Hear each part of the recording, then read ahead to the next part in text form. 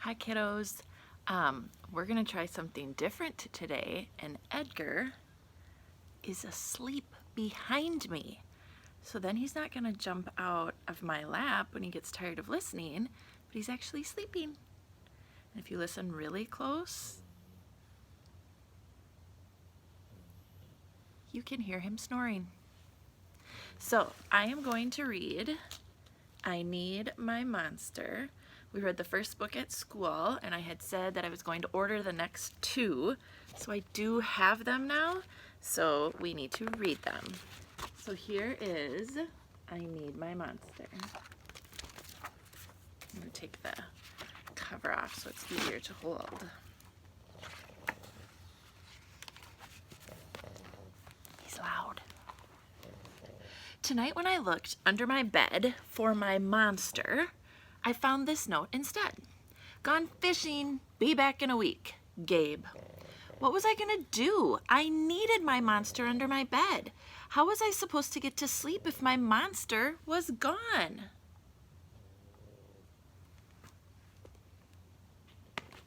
Oh, there's Edgar. Oh. You gonna watch the story, Ed? He's so loud. I tried to sleep, but it wasn't the same without Gabe. I missed his ragged breathing, his nose whistling, the scrabbing of his uncut claws. How would I ever get to sleep without Gabe's familiar scary noises and his spooky green ooze? It was no use. Gabe would be gone for a week, and I just had to have a monster. I climbed quietly out of bed so my parents wouldn't hear me. Grown-ups have some strange ideas about monsters under beds. I knocked on the floorboards, then I scrambled back under my covers and I waited nervously. Would a new monster appear? What would it be like? Would his snoring be as cheerful as Gabe's? When I heard some creaking under my bed, I knew that the substitute monster had finally arrived. "Good evening," said a low, breathy voice. "My name is Herbert, and I will be your monster for the evening." Herbert, what kind of name is that for a monster? You don't sound scary at all. Have you ever even scared a kid before? Well, no, but I have read all the best books on the topic. Do you have long teeth and scratchy claws, I asked. No, but I have an overbite, and I'm a mouth breather. Listen.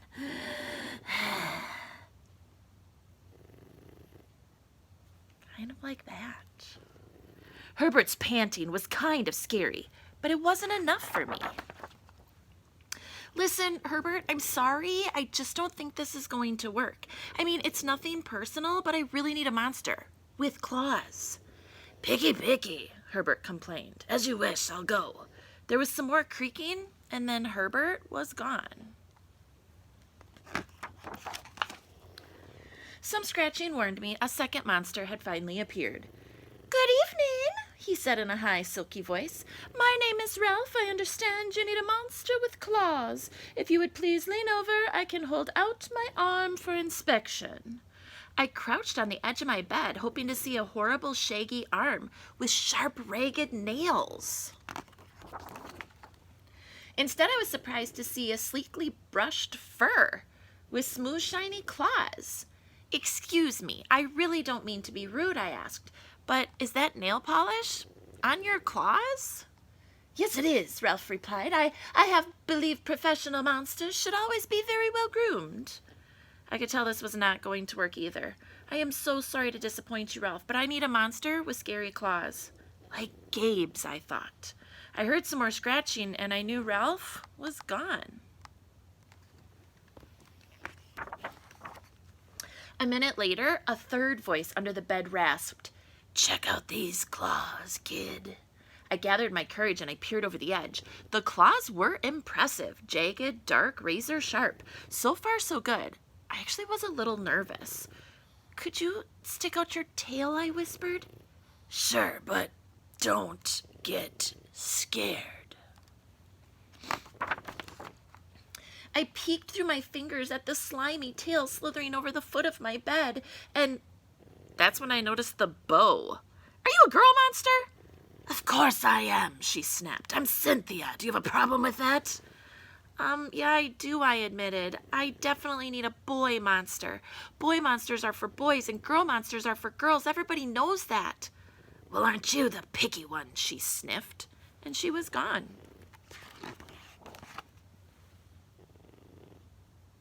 We have our own little monster snoring in the back. Was I being too picky? No.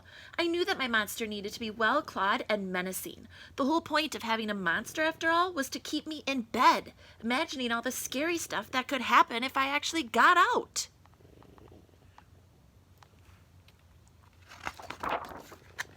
Then I heard a shuffling noise, and then I heard some slobbering. A fourth monster was under my bed. Hey, the name's Mac. One look at his claws proved Mac was a big, scruffy boy monster. I shivered. Maybe this one would work after all. Those are excellent claws, but do you have a long tail? And I leaned over to see. No, my tail is stumpy, Mac slurped. But I do have an unusually long tongue. Why would I be afraid of a long tongue? I asked. Oh, I don't know, he said, trying to sound terrifying. You never know when I might lick you. I fell back on the bed, laughing. Well, if you're not even going to try to work with me, Max whined. I held in my giggles. I really don't think you should send me away, he warned. Kids who reject 5 monsters in one night? I did not reject 5 monsters tonight, I interrupted. My regular monster went fishing. Fishing, huh? Maybe he just left because you're so picky. Fine, I'm out of here. But I wouldn't expect another monster tonight if I were you. How was I ever going to get to sleep without my monster? I was surprised to hear more creaking under the bed. Loud creaking, with scratching.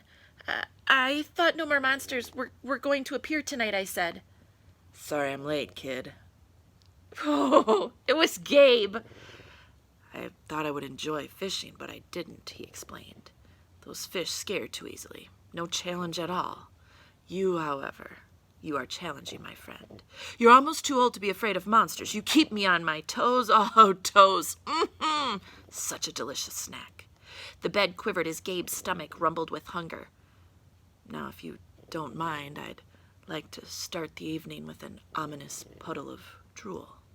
I peeked over the edge of the bed. Green ooze had spread soundlessly from underneath.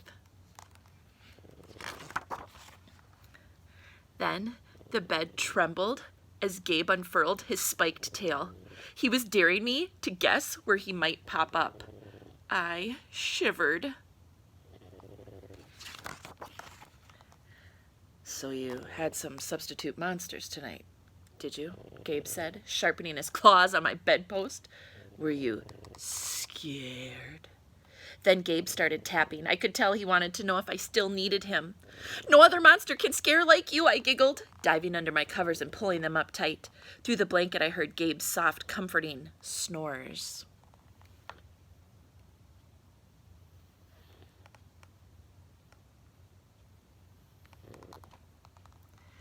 Through the blanket, I heard Gabe's soft, comforting snores, and I knew we'd be okay. Huh, I knew it. We're made for each other, he growled. When my blanket started to slip off the bed, I knew Gabe was ready to eat. Now, if you could please stick out your foot, he said, I'd like to nibble on your pinky. I yanked my blanket back up and I scrunched my feet in so Gabe couldn't get them. No toes tonight, but you can have this, I offered, and I pushed my pillow off the bed. I didn't even hear it hit the floor. Gabe was back. The ooze was perfect. Everything was back to normal. I shivered again. I'd be asleep in no time. I need my monster. And the whole time, you actually had snoring in the background from Edgar. So he stayed the whole time this time. I guess we'll have to do this where he's sleeping and snoring in the background. So from Edgar Ellen Pug, and Mrs. Munson, who misses you. We will see you again soon. Bye, kiddos.